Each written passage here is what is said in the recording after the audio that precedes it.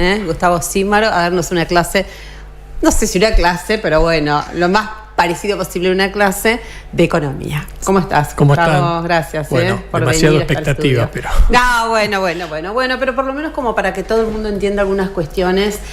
No sé si hablar de cuestiones básicas, pero estos días se está hablando muchísimo respecto del cepo. A ver, ¿es bueno o malo para la Argentina, entendés vos? No sé si levantamiento total, pero parcial, lo que vos nos dirás ahora, pero si es bueno o malo para la Argentina. Bueno, sí, como bien decís, es parcial, pero digamos que en un alto porcentaje. Estamos muy cerca de que finalmente no haya cepo. Quedan algunos detalles. Hoy estaba leyendo que una resolución del Banco Central que, bueno, quienes traigan capitales, para que no sean capitales golondrinas, esto que vienen, hacen una especulación financiera y se van. Sí.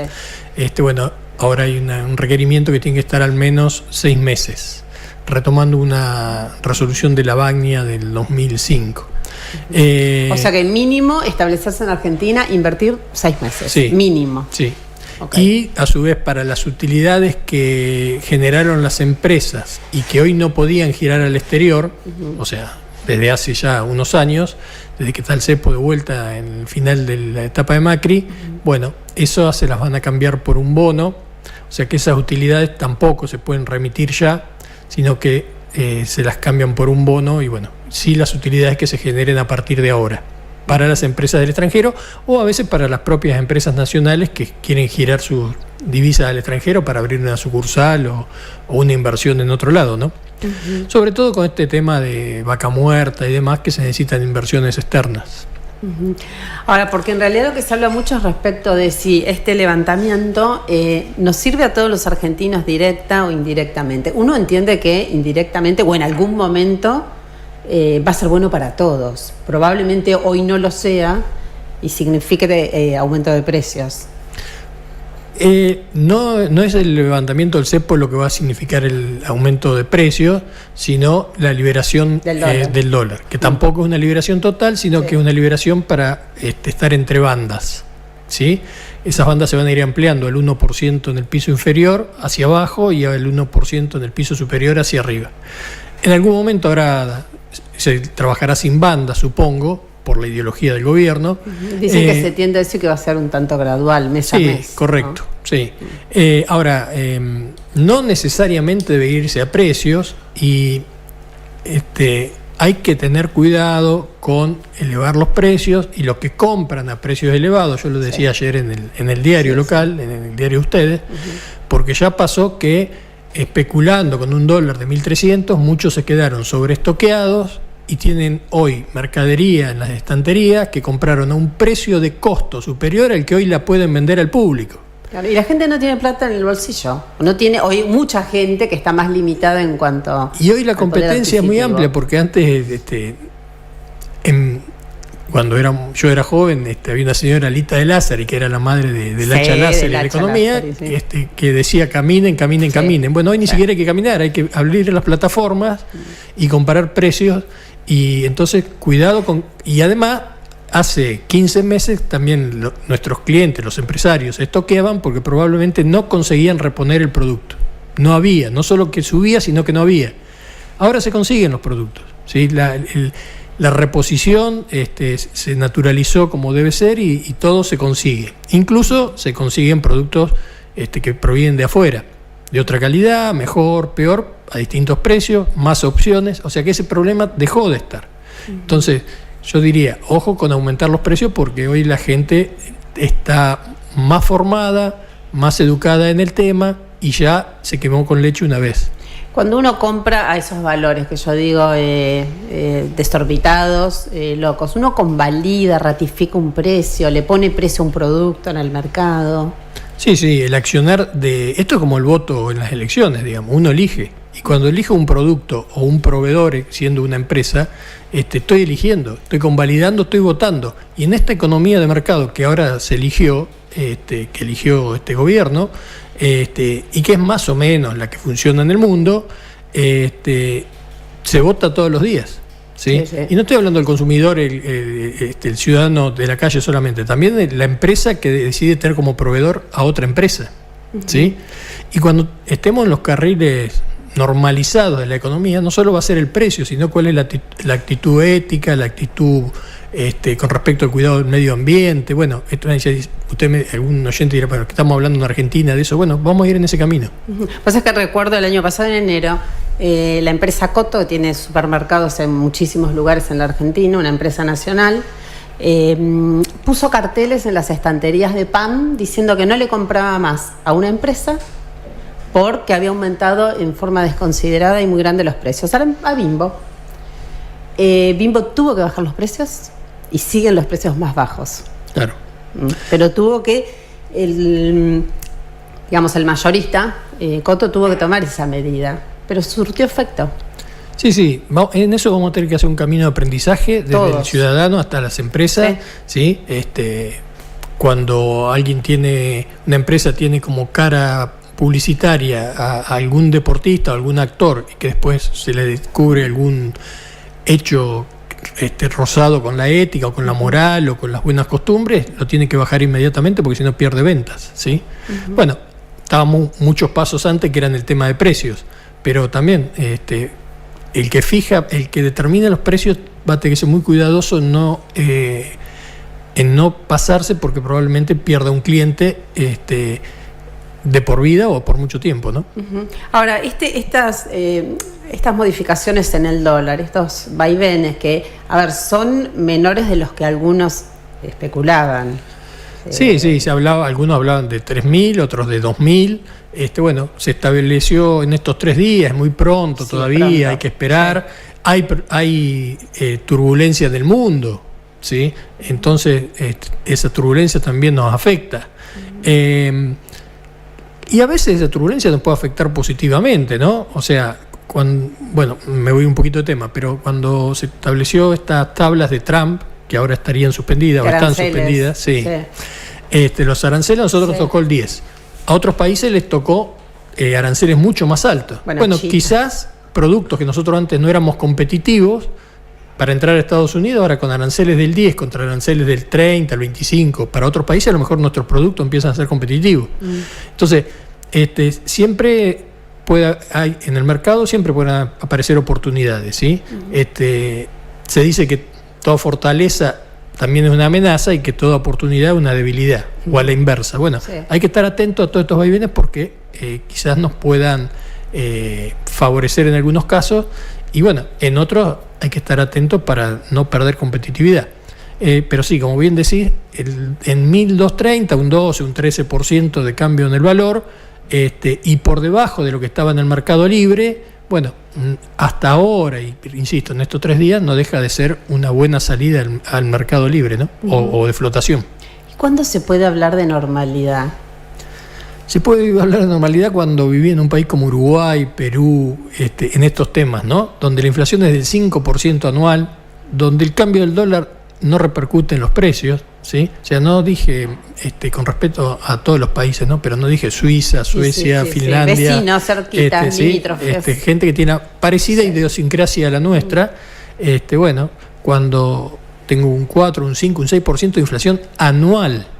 Por eso está bueno que ahora que nos estamos quejando, que la inflación subió del 2,4 al 3 y nos sorprendemos y nos quejamos, está muy bueno que nos quejemos, porque antes lo habíamos asimilado como normal. Sí, estaba naturalizado, claro, nos habíamos acostumbrado lamentablemente, ¿no? Entonces está muy bien que lo volvamos a ver como un problema, ¿no? Porque así reclamamos que baje esa inflación. Ahora, ¿por qué?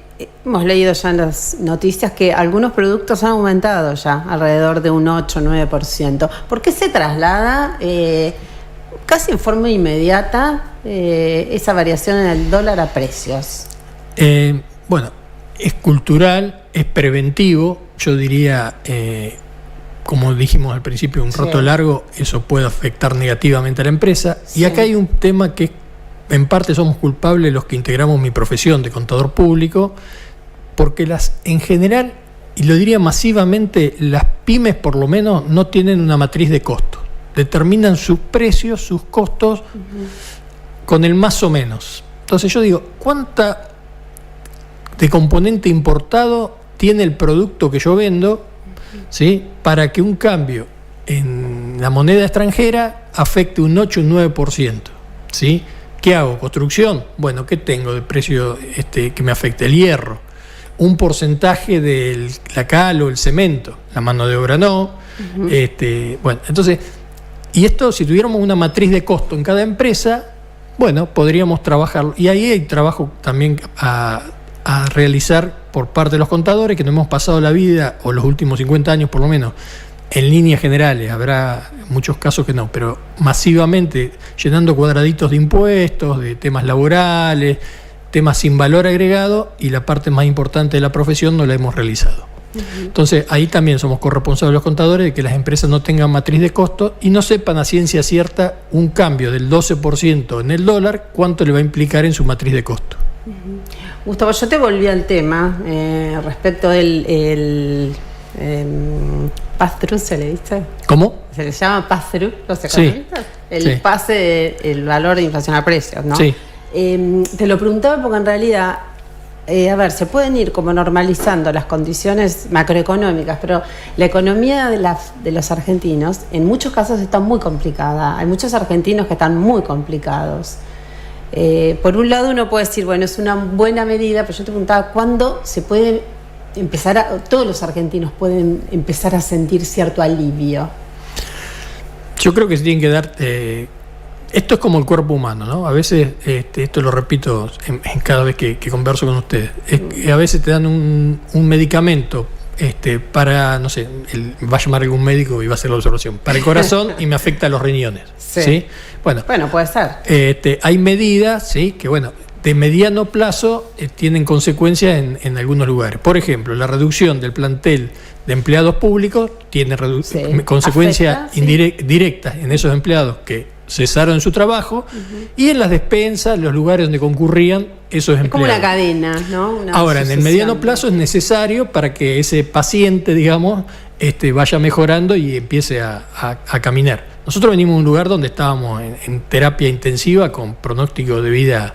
Claro, pero mucha gente te dice que no, te dice que estaba mejor, que pagaba menos de servicios, que tenían una mejor jubilación. Bueno, por eso son opiniones personales y la realidad de si es más o menos la gente que piensa eso se va a dar el día que se vote, ¿no? Porque ahí se va a saber cuánta gente apoya y cuánta gente critica. Al menos en esta primera elección. Después, cuando las cosas empiezan a mejorar, la gente vota otras cosas, ¿sí? Los modales del presidente, pero ahora estamos... Claro, empiezan otras cuestiones. Otras cuestiones, ¿no? La ecología, si quieren. Sí. Temas que hoy tal vez son un tanto secundarios o no son prioridad, empiezan a hacerlo. Pero a ver si hoy la prioridad es el bolsillo. Ahora, bueno, eso que parece una mala noticia, que pagamos más por los servicios, bueno, que parece una mala noticia, bueno, la buena noticia es que estamos pagando lo que realmente vale el consumo y quizás consumamos menos energía que antes le pidábamos. Dejas de importar. Dejo de importar, me mejora la balanza comercial, claro. ¿Sí? Tengo menos déficit de balanza comercial. Entonces, no es sencillo y lleva tiempo, pero cada vez que se toca una variable se modifica otra. Para tocar algunas variables se va a perjudicar gente. Y hay variables que en el cortísimo ni en el mediano plazo van a tener solución. Voy a ser muy cruel, pero por ejemplo, que los jubilados cobren lo que tendrían que cobrar. Sí. Es terrible. Yo cuando decía esto pensaba en los jubilados. Es terrible, pero la realidad es que no tiene solución. ¿Sí? No tiene solución. No tiene solución en los próximos... A corto plazo en y los que 30... se duplique con el... No, porque... Primero porque los ahorros de los jubilados que realmente aportaron se han usado para otra cosa. ¿Para qué se usaron? Cuando se estatizó de vuelta la caja de jubilaciones de los que estaban teniendo el sistema de capitalización, claro, también se usaron para que entre al sistema una cantidad de personas que no habían aportado. Sí. Lógicamente que esas personas están todas muy contentas y su grupo familiar está muy contento. Y en lo personal uno está contento que alguien tenga los recursos para sobrevivir en la última etapa de su vida.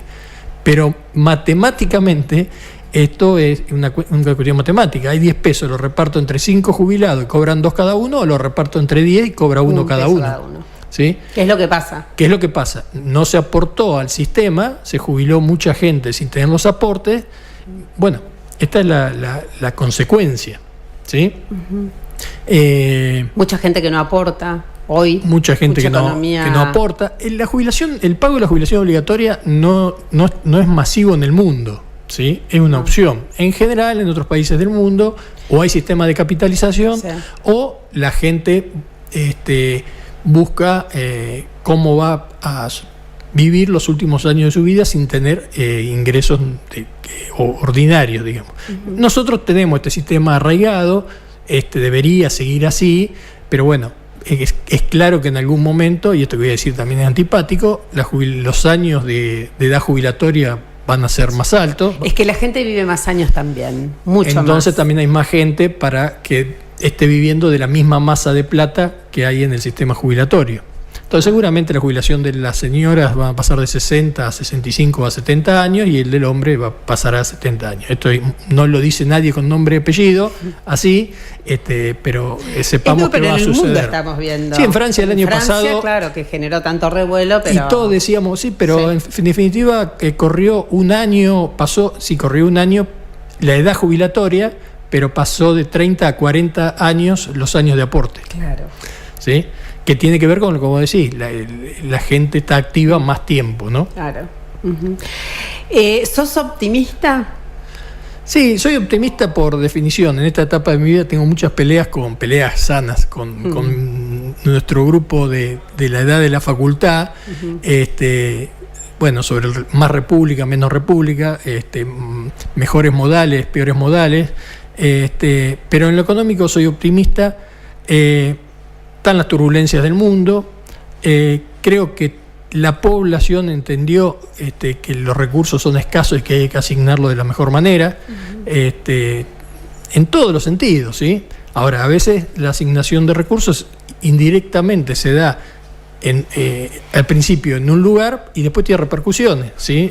Voy a un tema concreto que escuchaba hablar en los medios temprano hoy, las luces invertir en un medio turístico. Las luces del lago, las polémicas luces quizás al principio sea un tema que se podría haber tapado un bache, pero a lo mejor también ayuda a la mejora turística de la ciudad y se recauda más a través de mayor turismo. ¿Sí? Hay que hacer un equilibrio, ¿no? Hay que hacer un equilibrio. Lo que tengo que saber siempre es que los recursos son escasos. Siempre son escasos. Yo me llame Globan, perdón por la mención, no importa, Google sirve. O la despensa de acá. Todos tenemos en nuestra medida recursos escasos. Bueno, hay que buscar una asignación correcta.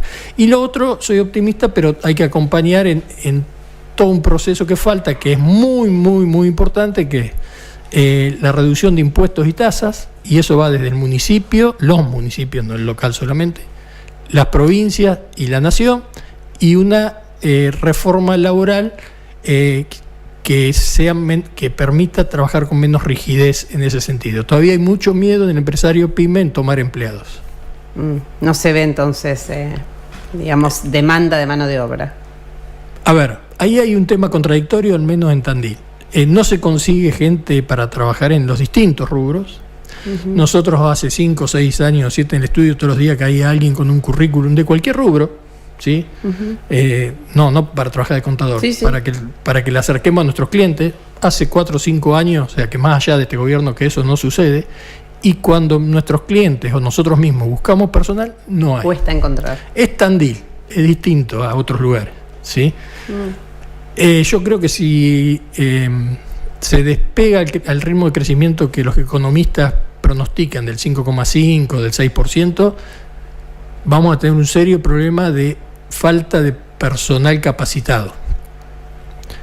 Aspiro, y digo que la solución sea que todos nuestros jóvenes que se fueron al exterior, que son muchos, ¿sí? Ya hayan hecho su experiencia, vean un país mejor y regresen experimentados y puedan. Pero si no, creo que vamos a tener un problema de falta de gente para cubrir los puestos que se van a necesitar. Eso decís en Tandil se lo podría afirmar, no quiero hacer mención de, pero ustedes miren en Tandil los lugares que van a abrir en los próximos desde ya hasta 15 meses, ¿sí? Confiterías, shopping, galerías comerciales. Y extendiéndose, porque ya no en la zona céntrica también, en muchísimos. Hay como muchos centros y polos comerciales. Es impresionante.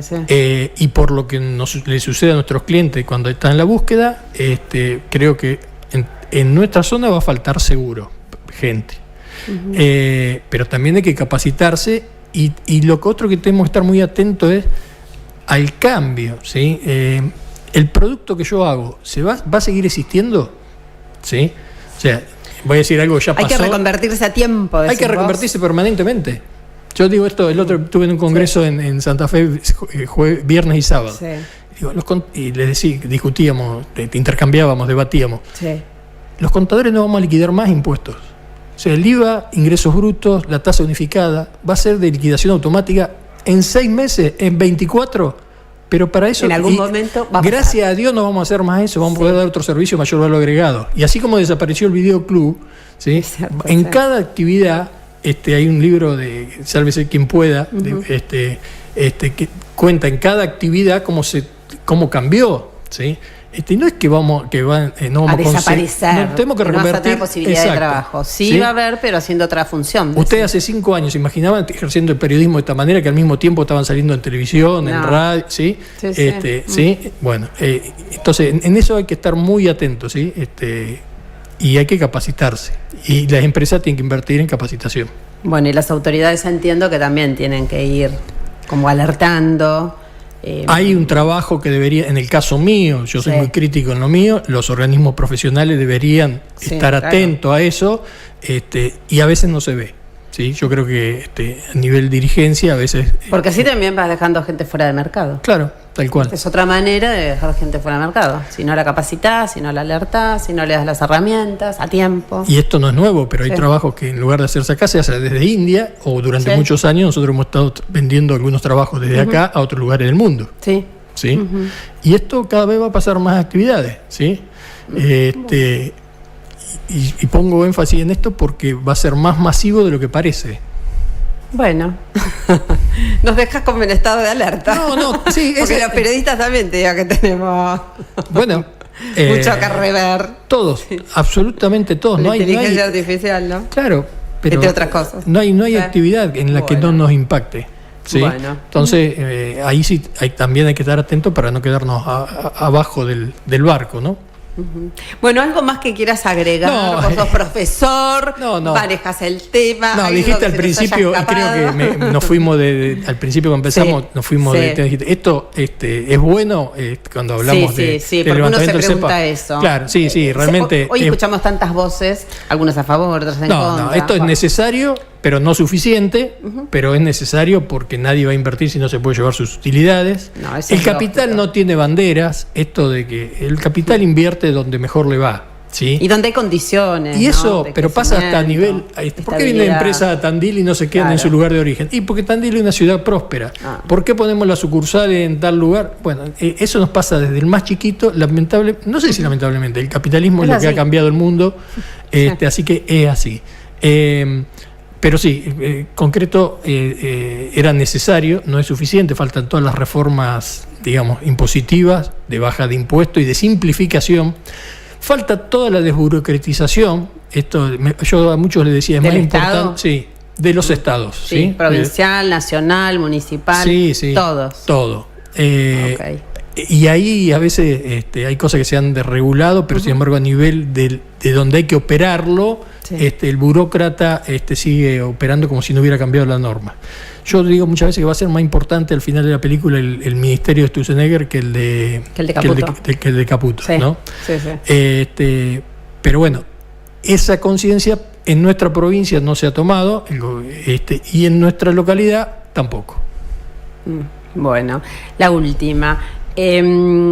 ¿Se están generando condiciones para que esos capitales puedan venir a la Argentina y generar empleo genuino?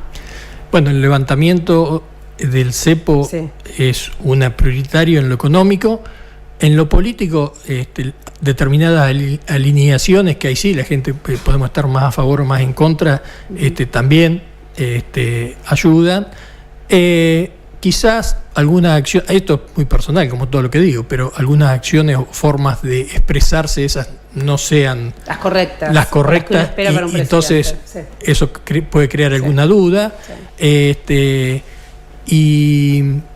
Pero bueno, evidentemente sí hay muchas más condiciones que las que había hace, digamos, en el gobierno anterior, incluso en el gobierno de Macri, que en el objetivo final podía coincidir, pero en lo operativo era mucho más lento. Sí, bueno, ¿sí? Había también, la gente tal vez tampoco estaba del todo dispuesta a acompañar con sacrificio. Sí, por eso digo que quizás se haya madurado en algún pensamiento,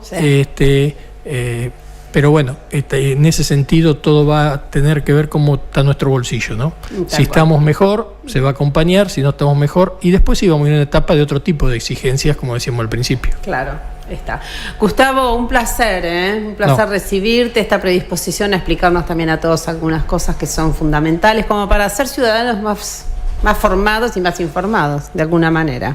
No, el gusto es mío y siempre muy lindo llegar a los estudios del ECO. Bueno, muchas gracias. Gracias a ustedes.